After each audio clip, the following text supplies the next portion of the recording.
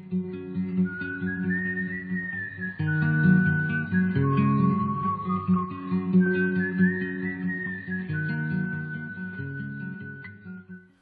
today we begin to study one of the more difficult books of the entire Bible.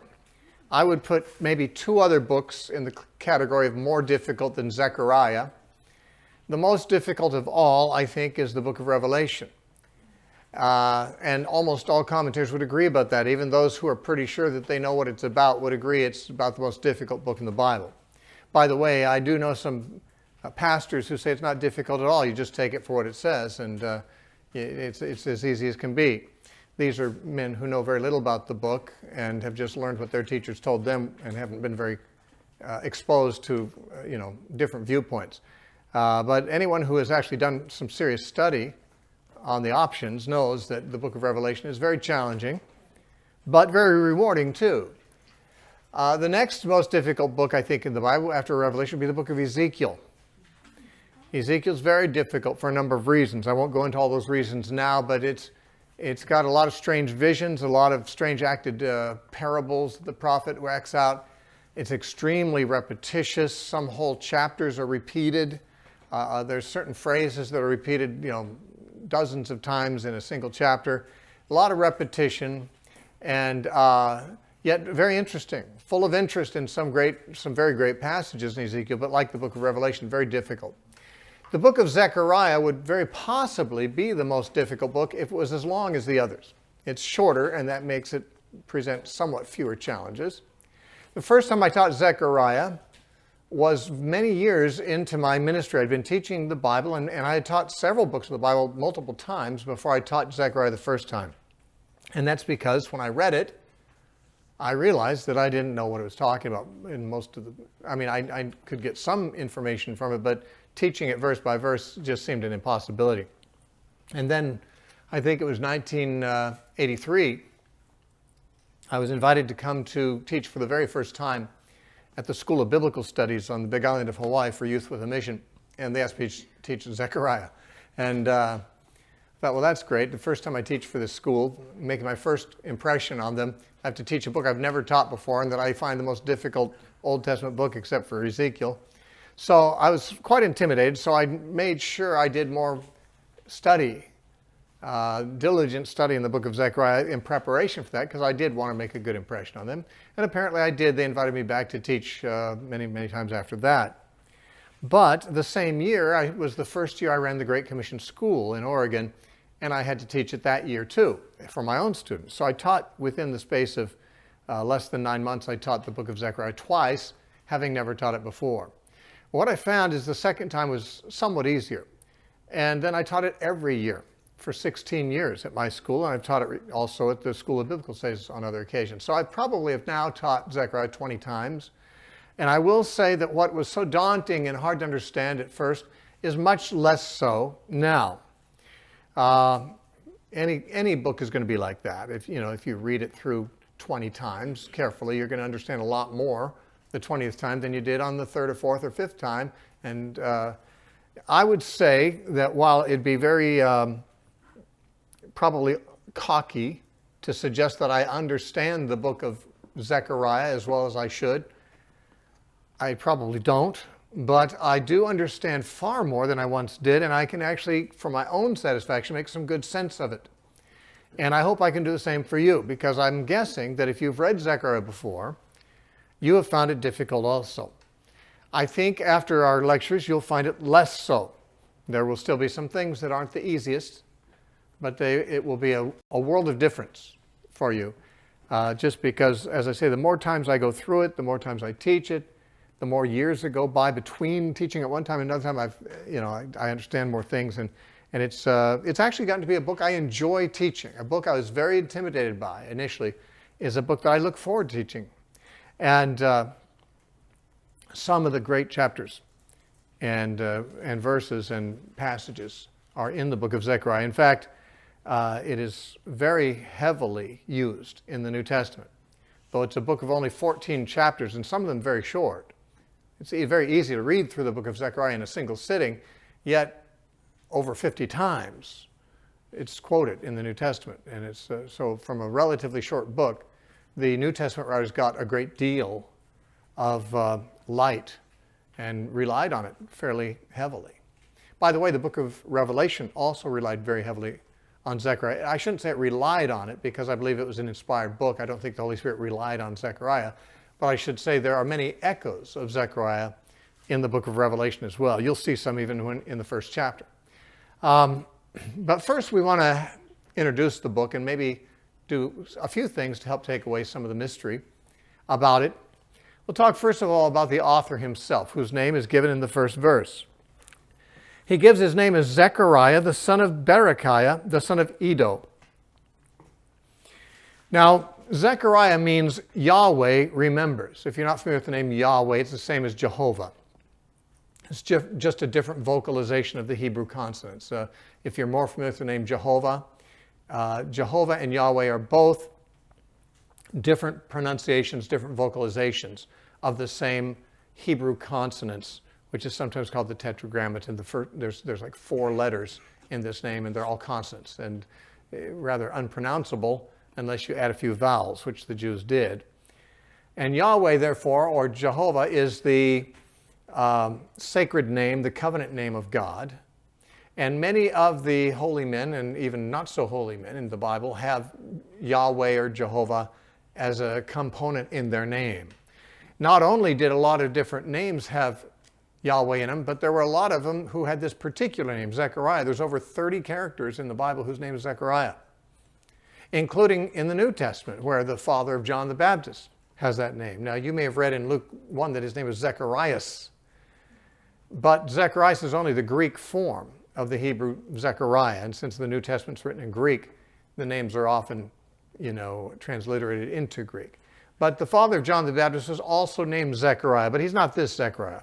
And there are so many Zechariahs in the Bible, you could easily confuse them with each other. This one is Zechariah, the son of Berechiah, and Berechiah was the son of Iddo. Iddo was a very influential priest who returned to Jerusalem with the exiles under the leadership of Zerubbabel. The timing of this book is post-exilic, that is after the Babylonian exile. After 70 years were spent in Babylon, the Jews were given the opportunity to return to Jerusalem, where the city had been destroyed, burned to the ground. The temple had been totally dismantled. It was non-existent, and had lain waste for the better part of 70 years while they were in Babylon. And Cyrus the Persian king conquered Babylon, and he was a very benevolent ruler to those people that the Babylonians had conquered and who had taken away into exile. And Cyrus issued a decree in 539 BC, which allowed all the people who had been conquered by Nebuchadnezzar, if they wished, to go home and reestablish their communities in their homelands where they'd come from. This included the Jews. Babylon had conquered many nations, and this decree of Cyrus actually allowed for people of any nation to go back, but the main concern for the Christian and for the Bible is that the Jews were permitted to go back and to rebuild their temple.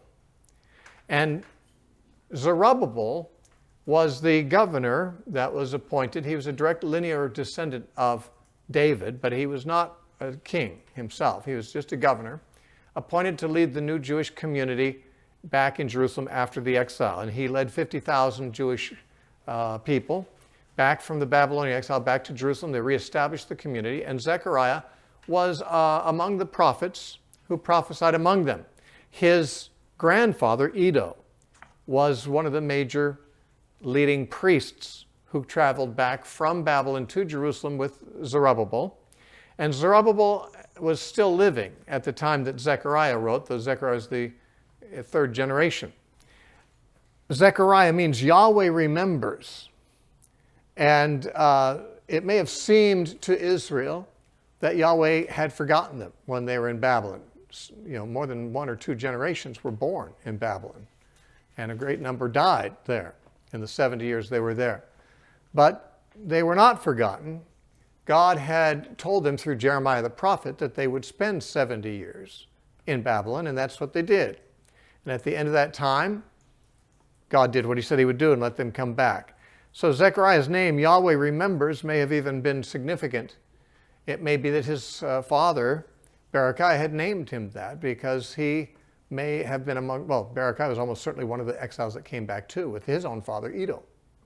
Now, Zechariah is mentioned also in the book of Ezra and in Nehemiah, because Ezra and Nehemiah are also talking about the exiles returning from Babylon, and there are mentions of this prophet and of his contemporary Haggai, whose book is also in our Bible. And in those places, Ezra and Nehemiah, when they refer to Zechariah, they call him the son of Iddo. He's really the grandson of Iddo. He's the son of Berechiah, who was himself the son of Iddo, but son of can simply mean descendant of. And a grandson was, I mean, Jesus is called the son of Abraham and the son of David. And there's 14 generations, actually 28 generations between David and Jesus, and yet he's called the son of David. So for a man to be called the son of the man who's actually his grandfather was not an uncommon way to speak about it.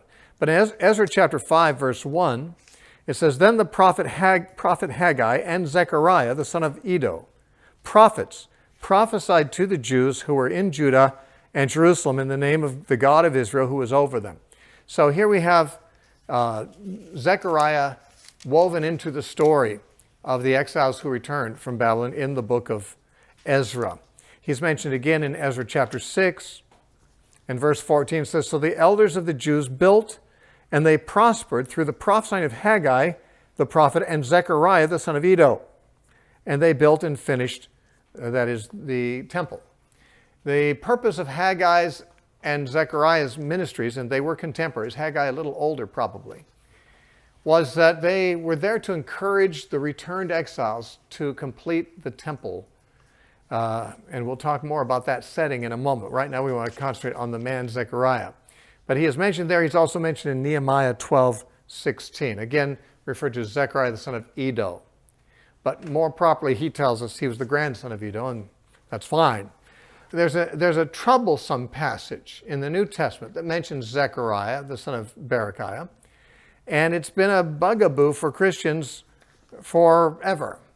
It's when people go looking for contradictions in the Bible, they often, or mistakes in the Bible, they often look to Matthew 23, which mentions this prophet and appears to be a mistaken reference to him. The problem is the speaker in the case is Jesus, which makes it look like Jesus is making the mistake. But it's in Matthew 23 and verse 35. Jesus said to the Pharisees, "That on you may come all the righteous blood shed on the earth, from the blood of righteous Abel to the blood of Zechariah the son of Berechiah, whom you murdered between the temple and the altar." Now, he says Zechariah the son of Berechiah. That's obviously our prophet who wrote this book. He's identified by that name. But Jesus said that the Jews had killed him between the temple and the altar. This is problematic for a couple of reasons, if not more than a couple. One is that we have no record in the Bible elsewhere of how this prophet, Zechariah, the son of Berechiah, died. Now, we could say, well, Jesus didn't need any reference in the Bible to know that. Jesus was God. Jesus knew these things, and so we know it from Jesus how he died. And that would be possible. I mean, it's entirely possible that Jesus knew the death of this prophet, though it's not recorded in Scripture. He may have known it by revelation. However, the way that Jesus says it, he expects his listeners to be familiar with what he's saying. You know, all those prophets from Abel to Zechariah son of Berechiah that you killed, you know, I mean, you'd think the Jews might say, well, we didn't kill any Zechariah son of Berechiah. We don't know anything about this. But if Jesus said, well, I just got it by revelation, that's how he died, by you guys. Well, I mean, that's a possibility. It seems like a stretch. It doesn't seem very natural. And another thing that makes it unlikely is that Zechariah and his companion Haggai were just about the only prophets in the Old Testament that were well received by the Jews. Most of the prophets were persecuted, ignored, or killed by their countrymen. This was such a commonplace occurrence that Jesus said sarcastically once In Luke 13, he said it's impossible that a prophet would perish outside of Jerusalem. And it's not quite true. Some prophets did perish outside Jerusalem, but he's making a snide remark about how the Jews can be pretty much counted on to kill their prophets. If God sends his people, his messengers, his people will kill his messengers. So Jesus said it's impossible that a prophet would perish outside Jerusalem. Bit of a hyperbole, but the point is, it was true for the most part that the Jews rejected and often killed their prophets, but not Haggai and Zechariah in all likelihood. We don't read of how either of these men died, but we read that their ministries were well received.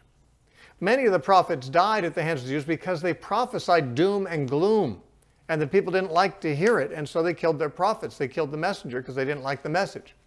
But Zechariah and Haggai prophesied very positive things, and at times they did rebuke the people, but the people responded favorably to the rebukes. That's a turnaround, because after the Babylonian exile, the Jews had somewhat learned their lesson.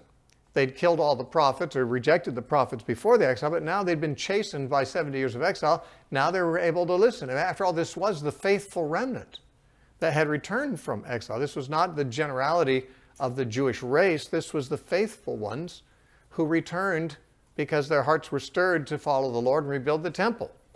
The less faithful Jews stayed in Babylon. And therefore, it's highly unlikely that this particular faithful remnant of Jews who were so receptive and obedient to the prophets and who were not scathingly rebuked by them, that they would somehow kill this prophet in that way, in any way. So we've got this bit of a problem. Jesus says that the Jews killed Zechariah, the son of Berechiah, between the temple and the altar. We have no record of that in the Old Testament, and it seems unlikely, and there's another problem. And that's because there was another Zechariah who the Jews did kill between the temple and the altar. And it sounds like Jesus is mistaking that Zechariah for this Zechariah. Because another Zechariah, by the way, this Zechariah was a priest. His grandfather was Iddo the priest. There's another Zechariah whose father was a priest, Zechariah the son of Jehoiada. And he was a priest that the Spirit of God came on. This is before the exile. This is shortly before the exile. And the Spirit of God came upon him, and he, Zechariah the son of Jehoiada, actually did prophesy rebukes upon Jerusalem and doom and gloom, and he was killed between the temple and the altar, exactly as Jesus said happened. And therefore, and we have that story, by the way, in 2 Chronicles 24, verses 20 and 21. 2 Chronicles 24, verses 20 and 21. Now, by the way, when Jesus said, all the blood of all the prophets from Abel to Zechariah, it would appear, since Abel was the first martyr, that Zechariah the son of Jehoiada was the last martyr killed by the Jews, at least in Old Testament times. And in the way that the Jews have their Old Testament books arranged, it's a different arrangement than ours, 2 Chronicles is one of the very last books. It comes even after Psalms and so forth in the Jewish arrangement. So that Jesus, if he was referring to Jehoiada's son Zechariah, it's like the last recorded martyr in the Old Testament, in the arrangement where 2 Chronicles comes last in the Jewish Bible. And therefore, Jesus would be saying, from the first martyr, Abel, to the last martyr in your Bible, Zechariah, who you killed before the temple and the altar, and he'd be referring to Zechariah, son of Jehoiada. And so this is why it's problematic. Jesus seems to be referring to Zechariah, the son of Jehoiada, but he calls him the son of Berechiah.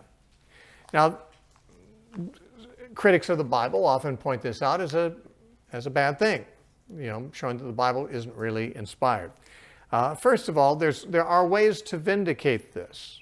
Some of them seem to be unnecessary, as far as I'm concerned, but it can be vindicated. For example, one suggestion is that since there were over 30 men in the Bible named Zechariah, it's not impossible that two of them could have died in a similar manner, especially if they're both prophets, and prophets commonly did die at the hands of the Jews. It's not impossible that Zechariah, the son of Berechiah, our present writer, may have died in a similar manner to the way that Zechariah, the son of Jehoiada did. And Jesus is simply the only person who tells us so. That's not impossible. I don't see it as a necessary solution. Another possibility is that Jesus didn't say the son of Berechiah, that Jesus just said from Abel to Zechariah, whom you killed between the temple and the altar, and Jesus meant the son of Jehoiada, but that a scribe copying the book of Matthew and hoping to clarify things, but himself being mistaken, stuck in the name of the more well-known Zechariah's father, son of Berechiah, because, of course, the author of the book is the most famous Old Testament Zechariah of all the many, because he wrote a book of the Bible. And therefore, that some scribe who is copying Matthew, who had a copy that simply said, from Abel to Zechariah, that a scribe who overzealously wanted to clarify things stuck in son of Berechiah because he remembered this prophet's name was Zechariah, son of Berechiah, and the scribes are not inspired, and the Bible has come down to us with some scribal errors in it. Fortunately, not too many. I mean, not enough to be a problem in most cases. But this could possibly be an instance. We don't know. It can't be proven that it is or that it isn't. But that it is not far removed from the realm of possibility, and therefore, it could be that Jesus simply said from Abel to Zechariah, and it was a scribe copying the book of Matthew that added those words. Now, in favor of that particular theory, if you look at the parallel in Luke chapter 11, we have the same statement of Jesus in Luke 11. And in verse 51 of Luke 11, Jesus is making the same prediction. He says this, from the blood of Abel to the blood of Zechariah who perished between the altar and the temple. There's no reference to the son of Berechiah here in Luke. Now, that doesn't really prove any particular theory to be true, but it would be consistent with the theory that somebody copying Matthew stuck in son of Berechiah when Jesus didn't really say it. And Luke preserves the actual words of Jesus as he said them, which are quite correct. But Jesus is referring in this case to Zechariah, the son of Jehoiada, from 2 Chronicles chapter 24. This is a fairly easy solution. And I think probably the correct one. Therefore, I would suggest Jesus probably didn't say son of Berechiah. If he did, it sounds like he made a mistake. Of course, there's a possibility he said it and wasn't making a mistake, but to say he said it and wasn't making a mistake would be an argument we would make dependent on our total confidence that Jesus can't make a mistake, because it would appear to be a mistake in any case. It would have all the trappings of a mistake. But simply our conviction that Christ couldn't make a mistake would be that which says, well, he didn't make a mistake, it really must have happened that way. And we could do that. I mean, that's not an impossibility, but it's not necessary. It's more realistic to suggest that Matthew or a copyist of Matthew made the mistake. I just mentioned Matthew. That wasn't one of the theories I'd suggested. It is not impossible that Matthew could have made the mistake. That Matthew remembered Jesus saying Zechariah, but he didn't remember exactly that Jesus didn't say Zechariah, son of Berechiah, and it maybe the son of Berechiah was sticking in Matthew's mind, he put it in. Now, this particular argument is not as acceptable to people who have a particular view of verbal inspiration, because on the most evangelical view that I was raised with, Matthew himself was incapable of making a mistake. And so we have to say Matthew didn't make the mistake, but a copyist after Matthew's time, copying Matthew's book, entered a mistake, and that's an entirely credible suggestion, and it would vindicate both Jesus and Matthew. We would not be required to assume that this Zechariah died in a highly improbable manner, exactly like another Zechariah did. And so I'm going to opt for the scribal error theory. Now, by the way, I'm not of the opinion that Matthew couldn't make a mistake. He never claimed that he couldn't. The idea of verbal inspiration that I was raised with is one that the Bible doesn't teach about itself. It's an evangelical tradition, every bit as traditional as the Catholic tradition that Mary was a perpetual virgin. The Catholics have such a high regard for Mary, they start making up things about her that aren't said in the Scripture. Protestants have such a high regard for Scripture, as well we should, that we are tempted to make up things about it that the Bible doesn't say about itself. And one thing it doesn't say, Matthew never claimed he was writing under inspiration. He claimed he was writing what was true and which he'd remembered. He's an apostle. He'd heard Jesus. But he wasn't necessarily an infallible man. And he doesn't claim to be. He only claims to be telling the truth. And a person who tells the truth might make a technical mistake on a small point. And therefore it wouldn't bother me as much as it would bother some to say that Matthew did make a mistake. But it's an unnecessary thing. We don't have to go there. It's very reasonable to suggest that a scribe made the mistake, but unfortunately we don't have any of the copies of Matthew that predate that mistake. Once a scribe has made that mistake, his copy has it, and later scribes copy it out of his copy, and so it stays in there. And all the manuscripts we have of Matthew contain that statement. If it is a mistake, then all the copies of Matthew that have survived have that mistake. You are certainly entitled to take another view, to take the view that Jesus said it as it is recorded in Matthew, and Luke simply left out that. But I think it more likely that Jesus said the way Luke did, which doesn't involve any problem of any kind, and figure that someone who was copying Matthew made a mistake. That's an easy, reasonable suggestion, and it involves the fewest difficulties as near as I can tell. So, in other words, if Jesus did say that this Zechariah died, Zechariah son of Berechiah died at the hands of the Jews between the temple and the altar, then we have some information about him we don't have from the book of Zechariah, and we would add that to our biographical sketch of the man, that he died at the hands of his own countrymen in the temple. But, as I said, his life and career did not seem to be characterized by angering the Jews or having any resistance from the Jews, or they just seemed to be very eager to do what he said, and they did. And after that, he had nothing negative to say to get him into trouble with them. So the idea that he died a martyr is less likely than the alternatives. I hope you understand this matter of textual corruption, where a copyist can make a mistake and then the mistake is perpetuated by later copyists who are copying the mistaken copy. This has happened. There's no question about it. This can be demonstrated to have happened in some cases in Scripture. The exact number of cases is not known and would be disputed. A case like this would be disputed. Some people would say, no, it's not a copyist error. Jesus said it and it was true. Well, okay. I wouldn't go to the mat. I wouldn't go to war over that. But I would just say, I think for my money, it's more reasonable to suggest this was a mistake made by a copyist. All right. Now, the historical setting I've said something about. It was the exiles having returned from Babylon, because Cyrus had conquered Babylon and released them in 538 BC. The 50,000 of the Jews under the leadership of Zerubbabel, who was the governor, and Joshua, who was the high priest. And obviously not to be confused with any other Joshuas in the Bible, especially the man from the book of Joshua. The book of Joshua is centuries and centuries earlier.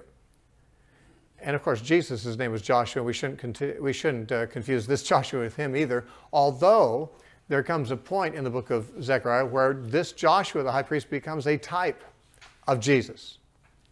And I imagine you know that Jesus' name in Hebrew was Joshua. Jesus is just the Greek form of that name. But there was a high priest at that time named Joshua and a governor named Zerubbabel, and these were the two leaders of the nation who not only led the people back from Babylon, but led them in the reconstruction of the temple. And the people had begun, they returned from Babylon in 538 BC, and they became discouraged. They laid the foundation successfully 2 years later in 536 BC. Ezra chapter 3 records this.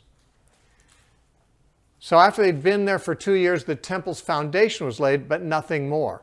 One thing we read in Ezra is that the foundation was much less impressive than the foundation of Solomon's temple, which had stood there 70 years earlier. In fact, it says the older Jews who had been alive before the exile, who had actually seen Solomon's temple, who had gone into Babylon and now had come back, when they saw the temple, they wept. Apparently because they were discouraged. Solomon had a mega budget to build a mega church. His temple was like one of the 7 wonders of the ancient world for architecture. Solomon's temple was magnificent. In Jerusalem in Solomon's day, silver, they didn't even keep account of how much silver they had. Gold was by the ton they had. I mean, the temple that Solomon had was not under any budgetary restrictions. But this temple was made by a small group of Jews returning from exile with a little bit of help from Cyrus, who allowed them some of the government funds to help rebuild the temple. But they had a much smaller budget than Solomon, and they built a much smaller temple. And it was obvious, even when the foundation was laid, that this was going to be a much inferior temple to Solomon's. And those who could remember Solomon's temple were sad, and they wept. Even in Zechariah, he makes reference to those who have despised the day of small things. What he means is there's some of the Jews were looking disparagingly on this temple because it was a small beginning. This foundation was a small thing compared to Solomon's, and they tended to be discouraged.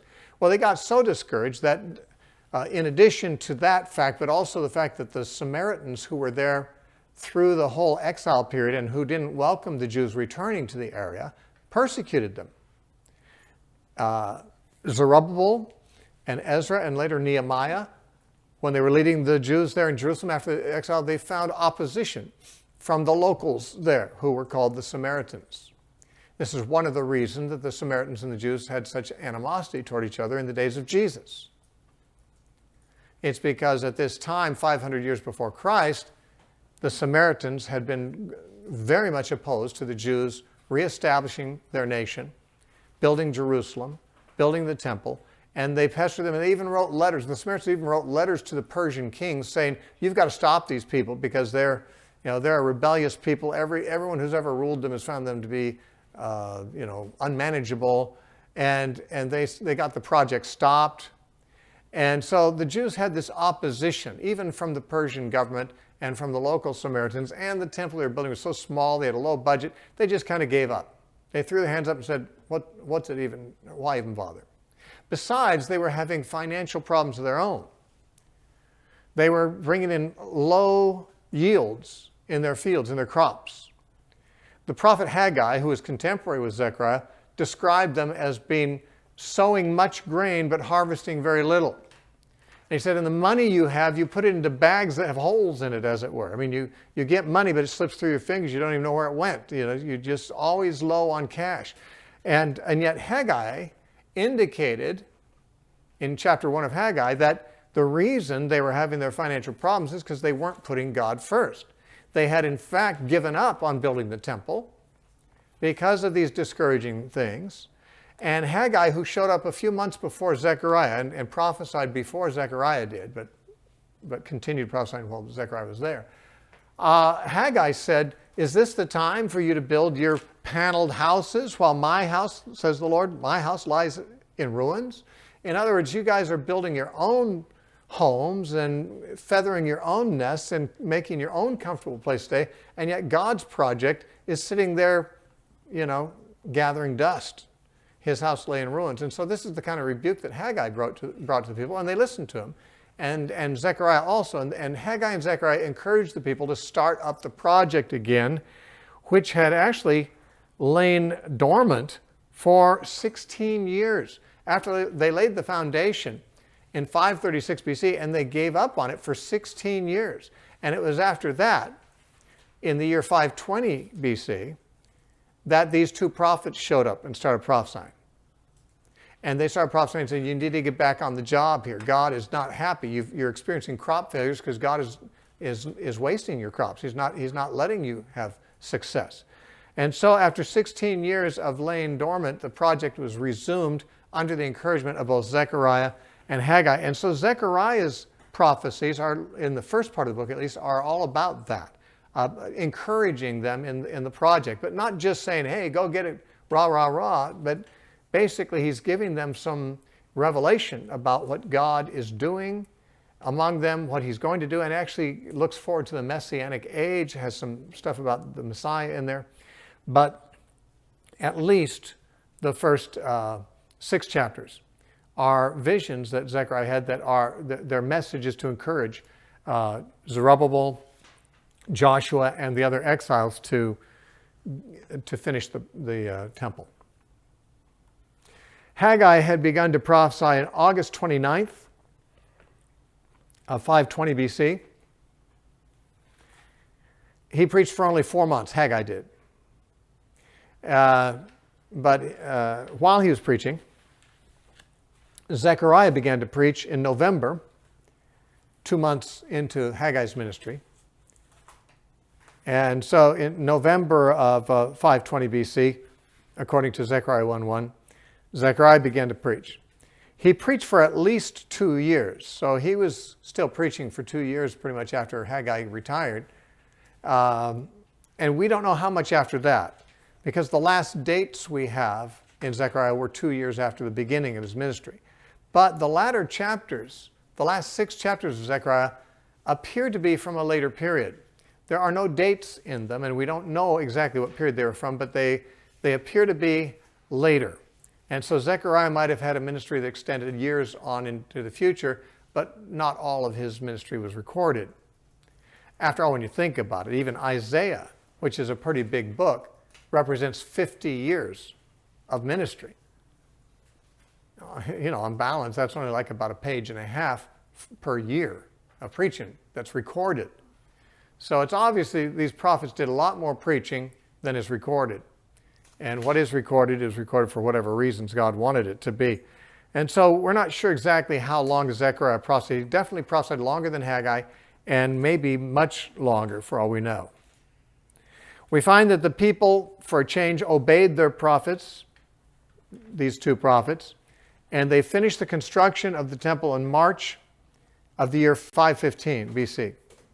This, according to Ezra 6:15, tells us that they finished. It was March of 515. So they got it done in a little less than 6 years, something like that.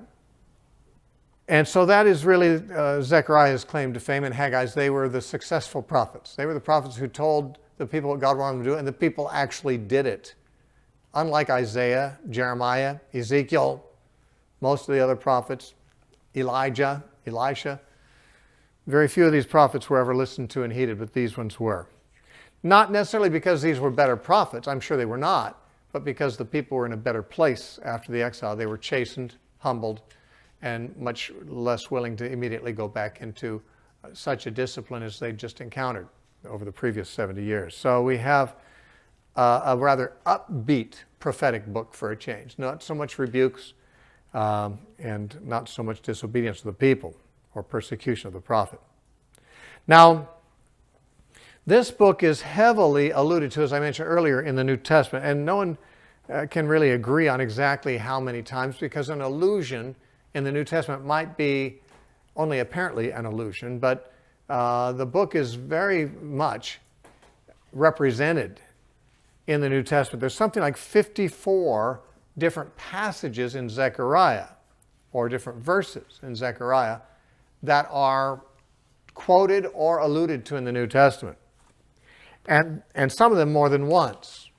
There's about 67 times in the New Testament that some passage from Zechariah is quoted or alluded to in the New Testament, which obviously is on average about 3 times per New Testament book. Now, they're not really distributed quite that evenly, but still, if you would stretch out 67 quotations throughout the New Testament, it's going to be almost 3 times per book on average. So you can see that Zechariah, though a short and late prophet, contributed significantly to our knowledge of Christ and Christianity, because usually when the New Testament writers quoted the Old Testament, they were doing so to show this was talking about this that Jesus has done. And so Zechariah does talk about Jesus, and the New Testament writers saw that quite plainly and frequently. Now, let me talk to you briefly about the contents of the book before we get into the actual first chapter. We could divide the book naturally enough into 4 very unequal bits based on their style or type of material. The first 6 chapters, that is up through half of chapter 6, up through chapter 6, verse 8. Chapters 1 through 5 and the first half of 6. These are occupied with visions, possibly dreams, that Zechariah had. I say possibly dreams. They happened at night. It's not entirely clear if he had them as dreams or if he happened to be awake at night seeing visions. A dream and a vision are very similar to each other. The main difference, that as near as I can tell, is that a vision is had when a person's awake and a dream when they're asleep. Otherwise, their characteristics are very similar, judging from, for example, Joseph's interpretation of his dreams and of Pharaoh's dreams, or Daniel's interpretations of Nebuchadnezzar's dreams or his own dreams. They seem to be similar to visions. In fact, there seems to be no difference between a dream and a vision except whether the guy's awake when he's seen it or not. There is one point in chapter 4 in the midst of this section, and these all happen in one night. But it says in chapter 4, verse 1, "Now the angel who talked with me came back and wakened me as a man who is wakened out of his sleep." Now some think this would mean that he was dreaming, he was asleep. But on the other hand, he doesn't say he woke me from my sleep. He says he woke me the way a man would be awakened from sleep, which may suggest he's saying, I wasn't asleep, but I was in a trance-like state or something not quite like natural sleep, but I was awakened at that moment from it as if a man had woken me from sleep. So I think we're probably to understand that these visions he had were not had as dreams. They did happen at night, and he was in some kind of a state analogous to sleep from which he could be awakened, but he didn't commit himself to being asleep. Maybe he wasn't even sure himself. I could understand that, the nature of the situation. He had all of these visions in one night. Depending on how you count them up, some people have thought there's as many as 10 visions. I don't see that many in there. I see 2 of them in chapter 1. I see 1 of them in chapter 2. That makes 3. Chapter 3 has another one, and that'd be 4. Chapter 4 has another one. That would be 5 of them. The flying scroll in chapter 5 would be the 6th one. And in the same chapter, there's a woman in a basket. That'd be a 7th one. And then you've got 4 chariots in chapter 6. That's an 8th one. So I would enumerate these as 8.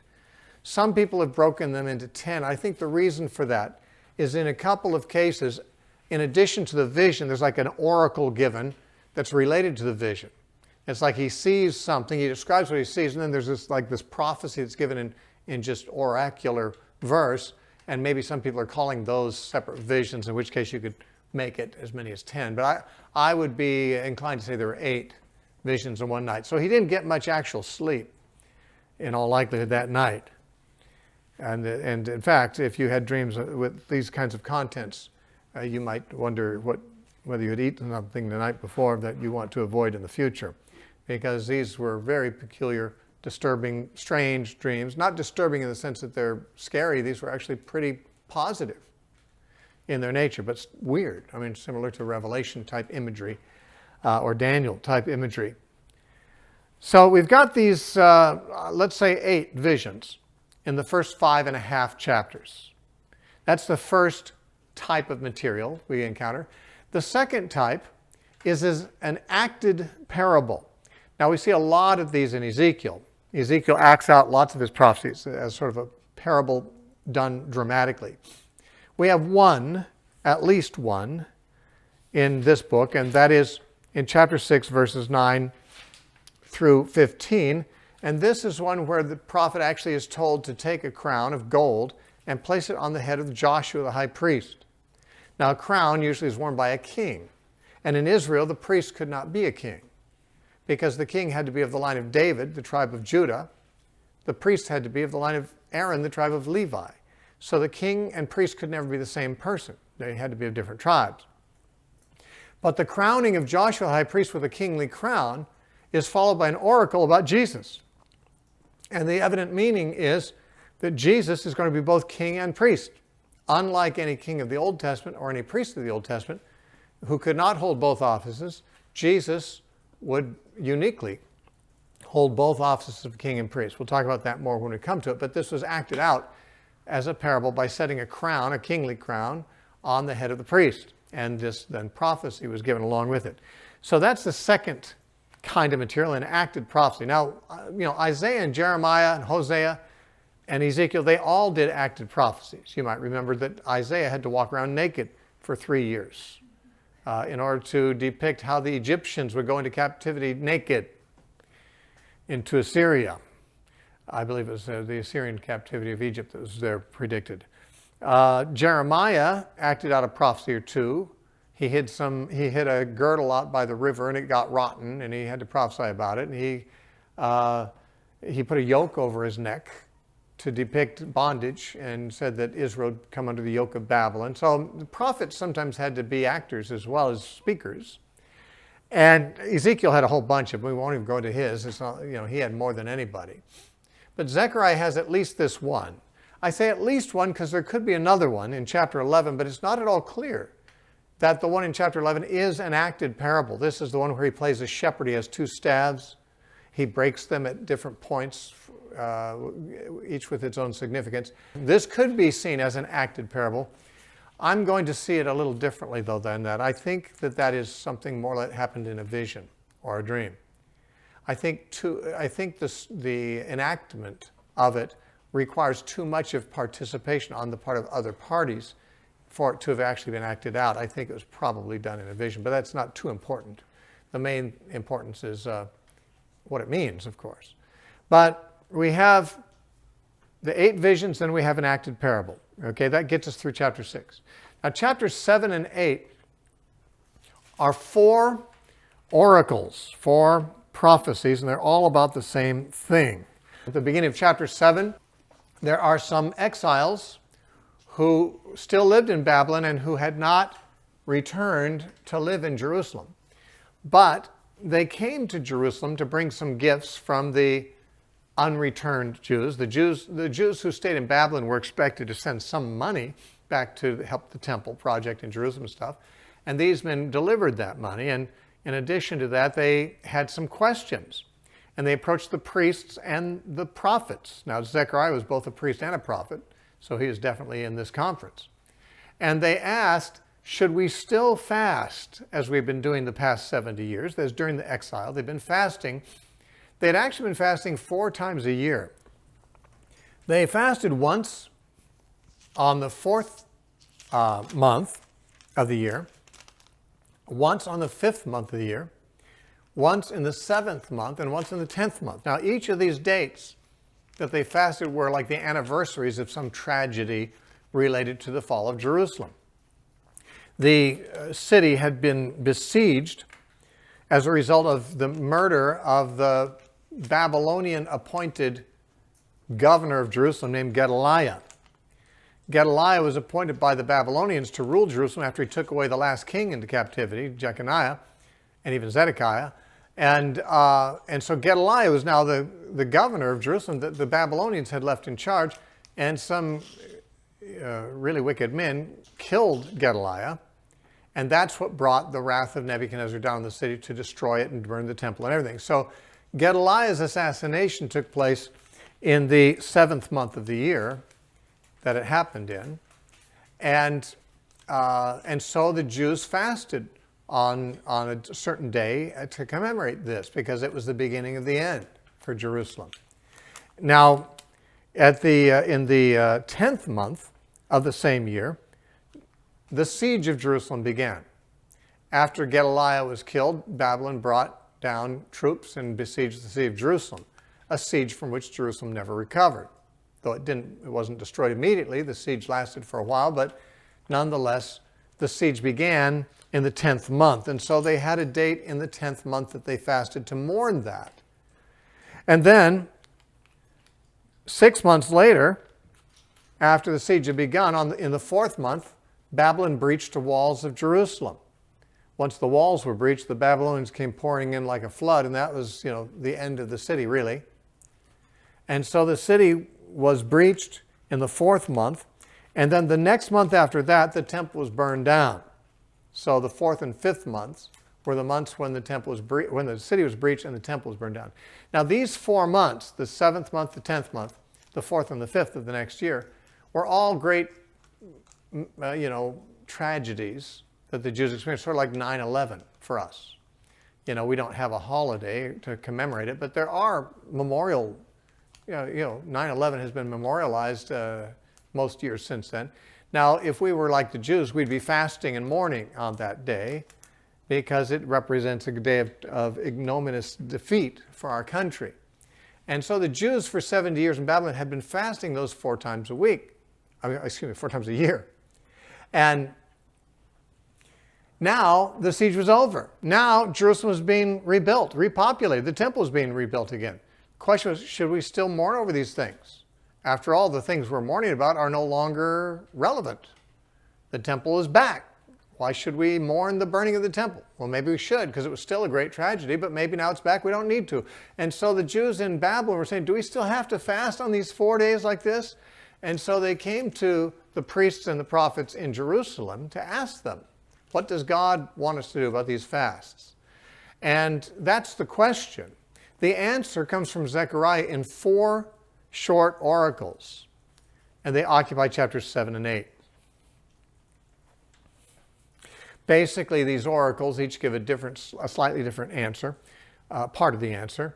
And the main question, God says, why were you fasting in the first place? I didn't tell you to do it.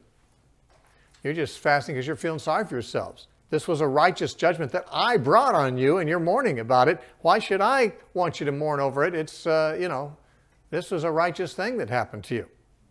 Now get over it and stop doing the things that made this happen, really.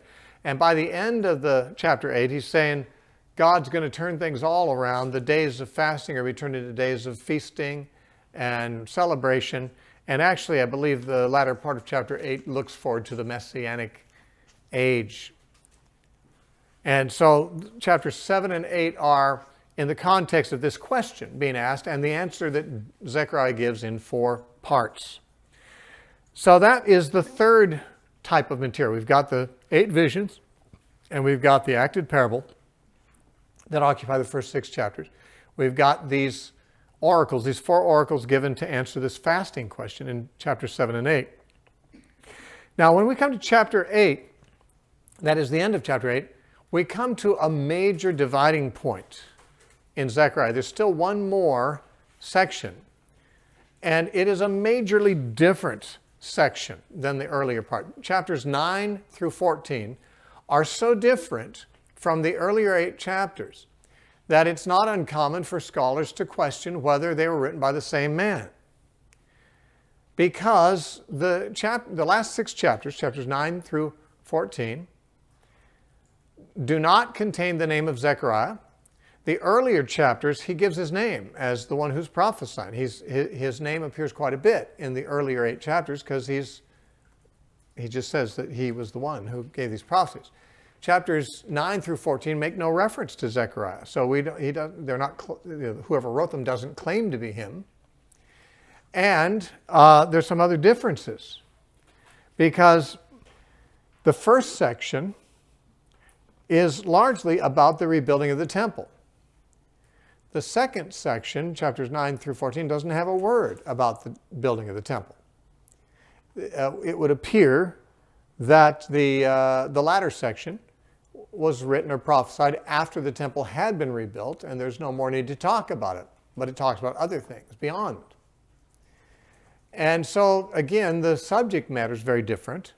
And another thing, in addition to not mentioning Zechariah by name in these latter chapters have no dates, whereas all the earlier chapters had dates. On this day of this month of this year, these men came, and I had this vision on this day of this month of this year.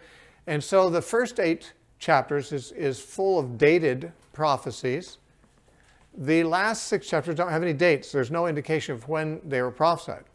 Therefore, it would not be irreverent or disrespectful to the Scriptures if one were to take the position that the last 6 chapters were not written by Zechariah. They don't claim to have been.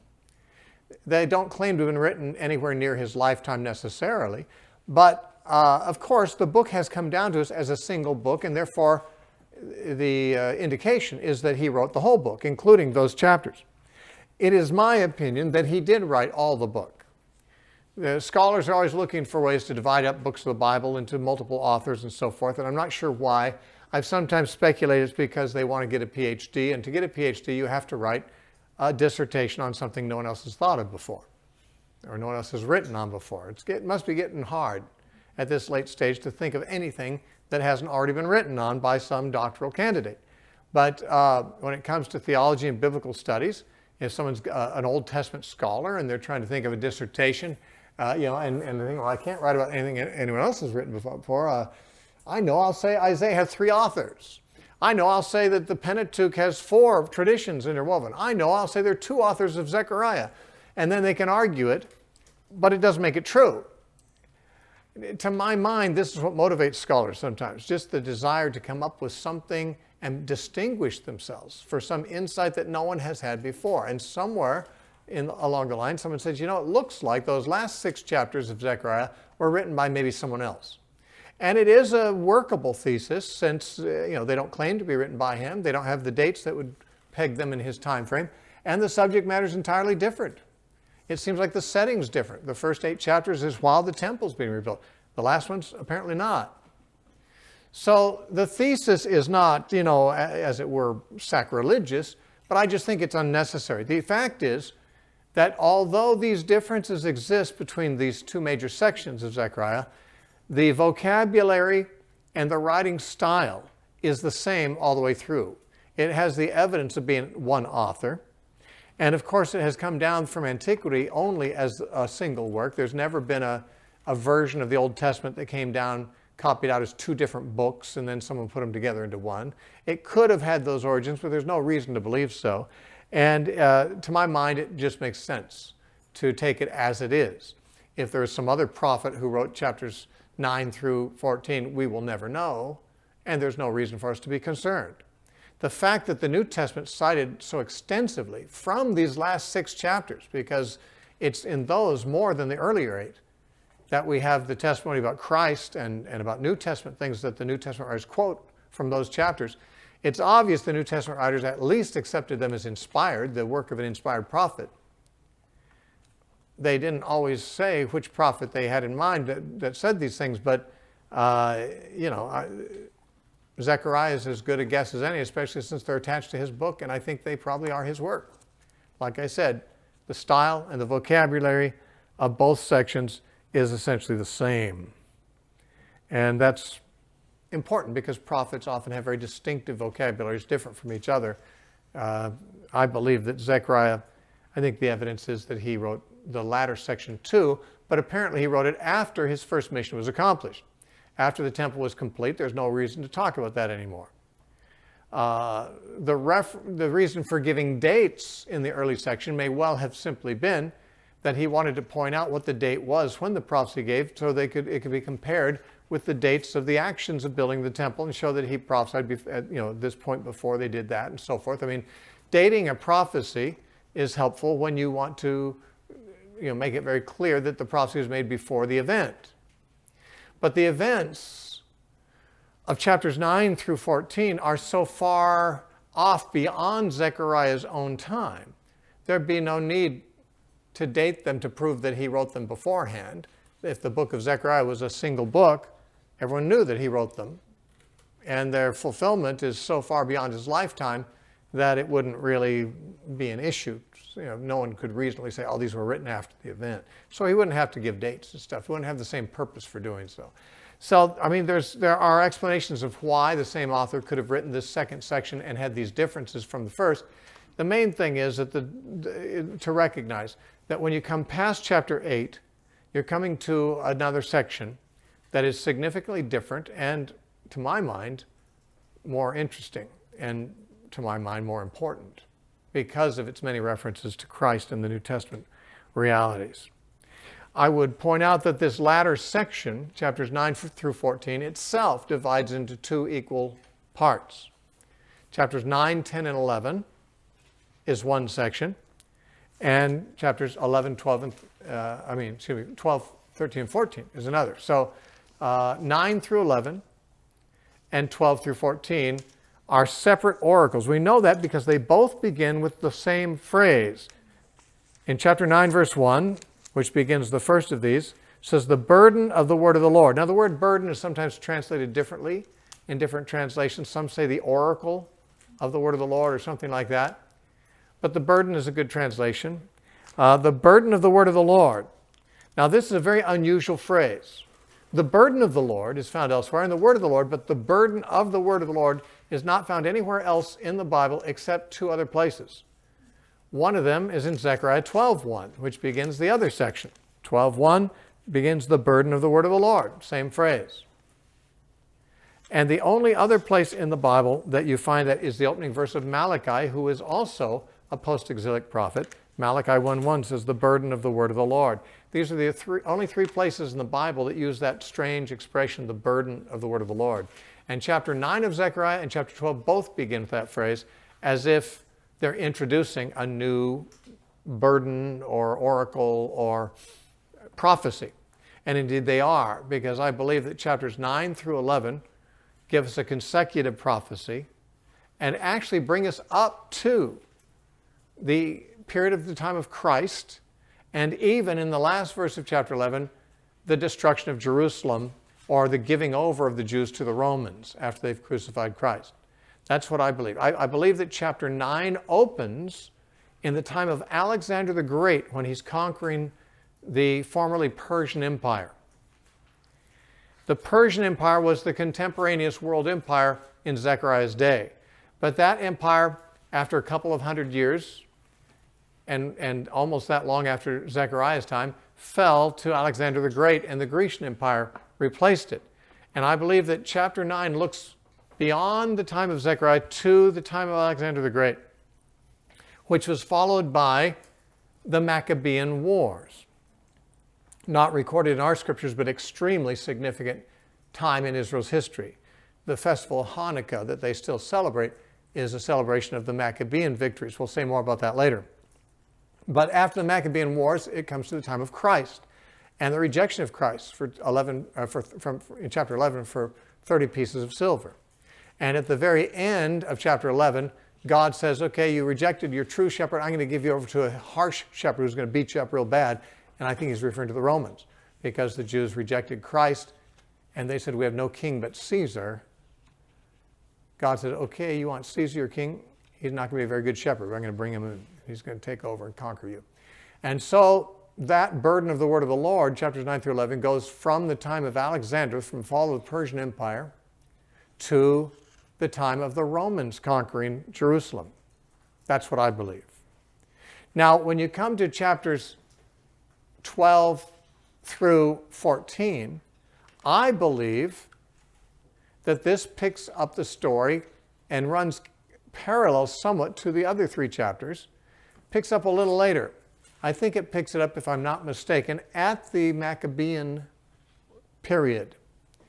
And it also mentions Christ in chapter 13, where we have the famous statement, strike the shepherd and the sheep will be scattered. Jesus said to his disciples on the night he was betrayed, all of you will abandon me tonight, as it is written, strike the shepherd and the sheep will be scattered. So clearly, chapter 13 is about Christ's crucifixion. And then chapter 14, in my humble opinion, begins with the destruction of Jerusalem in AD 70. That's where chapter 11 ended. Chapter 14, the last chapter of Zechariah, begins with the destruction of Jerusalem, and I believe, and this is a very much a minority opinion, but I'll prove myself correct by appeal to Scripture. I believe the rest of chapter 14, after it finishes talking about the destruction of Jerusalem, is about the church age in which we now live, the age subsequent to the destruction of Jerusalem and continuing on into our own time. Now, why would I say a thing like that, especially since it's quite different than what most people think? Because the New Testament writers compel me. That's the point. Whenever I'm trying to understand the Old Testament, I want to find out how Paul understood it, how Jesus understood it, how Peter quotes it, how the apostles understood it. And that is what informs us. And as I mentioned, the New Testament writers quote or allude to this section of Zechariah a great deal. And whenever they do, you know what they refer to? What I'm talking about. Now, the more popular view, you may be aware, is that especially chapters 12 through 14, the last three chapters, are about Armageddon and the tribulation and the second coming of Christ and the millennium. Obviously a very different view than that which I just suggested. On the popular eschatological view, chapters 12 through 14 are some of the favorite passages of dispensationalists talking about the end times. It's there, for example, in chapter 14, that they derive the idea that Jesus will set foot on the Mount of Olives and split it in two. Almost everyone has heard that when Jesus returns, he'll set foot on the Mount of Olives and the Mount of Olives split in two. That comes from Zechariah 14. It comes from a major misunderstanding of Zechariah 14, which I think can be demonstrated very clearly when we get to it. But the point is, I'm seeing these chapters differently than the popular way, and this is something that will require some justification on my part. I never want to take an unusual view and just leave you there saying, hey, just believe me, just trust me on that, you know. I don't want you to trust me. I want you to search it out, search the scriptures, see if these things are so. So we'll be doing that together, and you could do so on your own also subsequently, but we've run out of time for tonight. So with this introduction, we will close with the one other statement I just want to make clear, and that is that the visions in Zechariah are bizarre. They're really strange. It's not just straightforward, predictive, stuff. It's weird visions similar to Revelation's visions, and it's apocalyptic in style. And I believe that the reason that God chose this kind of bizarre way to depict things, and it really is bizarre in most cases, is that they're more memorable that way. Really, things that are out of the norm stick in your mind more. You don't notice all the traffic that goes by on the freeway. When you see a car laying on its roof at the side of the road, you don't forget that easily. When you see a car that's rolled over and it's in flames, that's out of the norm, and it's memorable. And I think a lot of times weird visions and weird imagery is used simply to stick in the mind because it's hard to get it out of your mind once you've seen it or thought of it. And so we see that Zechariah does this. The same thing with those weird acted prophecies that Ezekiel did. The things he did were bizarre. In fact, some critics think that Ezekiel is mentally ill. There's actually commentators that suggest this. But I believe that God just had him doing really weird stuff because it arrests the attention. If you're just doing kind of normal stuff, people may not even notice you're there. You do really weird stuff, it gets everybody's attention. And then they want to know what this is about. And of course, weird stuff is memorable and attention-getting, and that's, I think, one of the reasons the visions are going to be as weird as they are. We'll have something to say tomorrow night about how to approach these visions, as well as starting to go through them and talk about their contents. All right, and it's going to be fun, really. Zechariah is a fun book once you are no longer afraid of it.